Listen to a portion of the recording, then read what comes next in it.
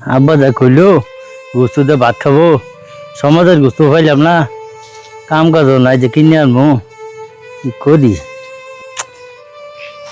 গোস্ত কই পাই?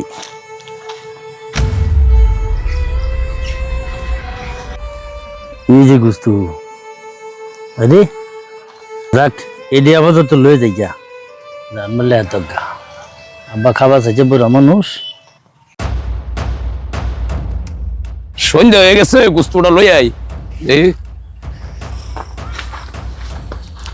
মারু ভাই, অনেক কি লোক তোর পিছে কি দেখি আরে কিছু না। হাতে দিকে আনবে না এই গুস্তু কা গুস্তু আমার ডিমের নিচে গা দেখি, আসলে তো কোনো গুস্তু নাই, গুস্তু আমার গুস্তু। হ্যাঁ গুস্তু চুরি করছ আর খারো তোর মাত মরে গেছে, তুই গুস্তু চুরি করছ আর হ্যাঁ এখনই গুস্তু চুরি করে খাও। হ্যাঁ গুস্তু একটা মারুন ধরে সুরেরই জানি কোন নাই। এই দুলু, কে লিগে তুমি জরুরি ডাকছ? কি হইছে?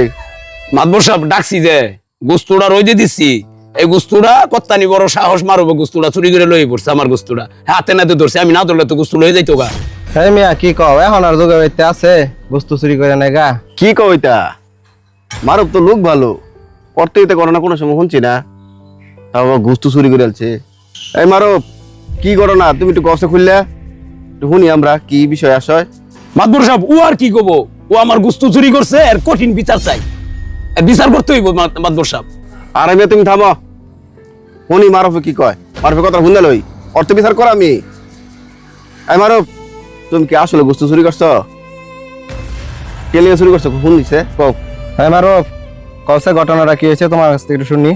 হ্যাঁ চুরি করছি গেলি গিয়া শুনবার চাই। দেখছুন মাতবর সাহেব, চুরিও করছে আবার সিনা চুরিও করে, আর বিচার করেন, সুস্থ বিচার করুন মাতবর সাহেব, আমি বিচারটাই চাই। এই তুমি চুপ করো, মাতবর সাহেব আছে না, মাতবর সাহেব দেখবো, বউ তুমি বউ। তাহলে চুরি করছি গেলি গিয়া শুনবার চাই, তাহলে শুনুন।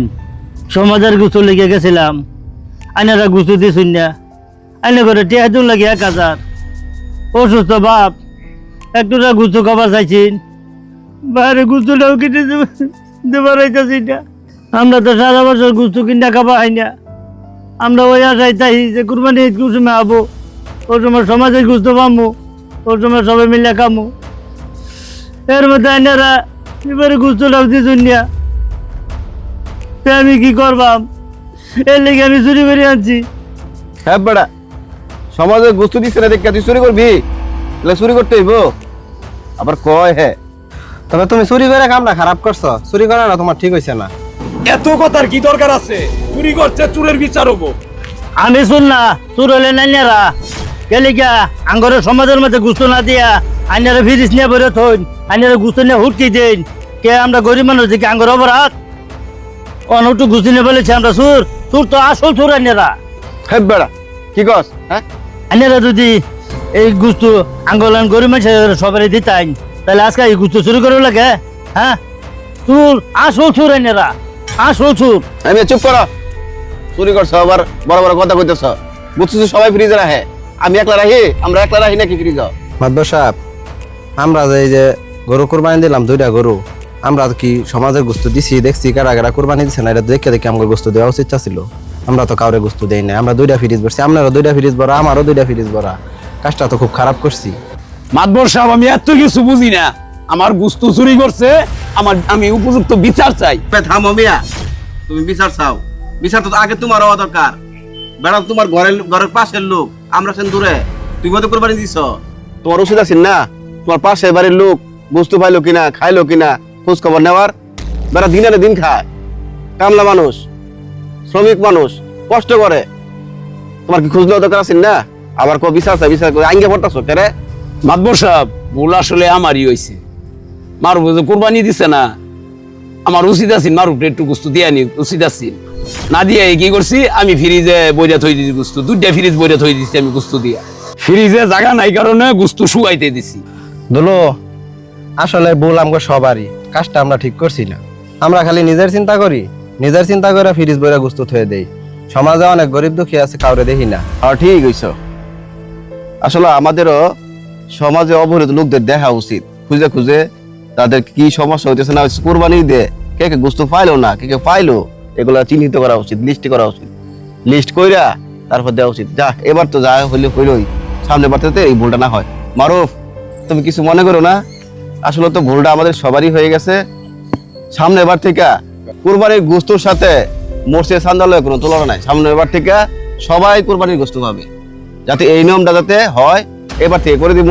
আব্দুল সাহেব, কথাগুলা কইছিলাম, অনেক কষ্ট, মনের মধ্যে কষ্ট রেখা এনে করি যে কথাগুলা কইছি, মনে কিছু নিন না যে।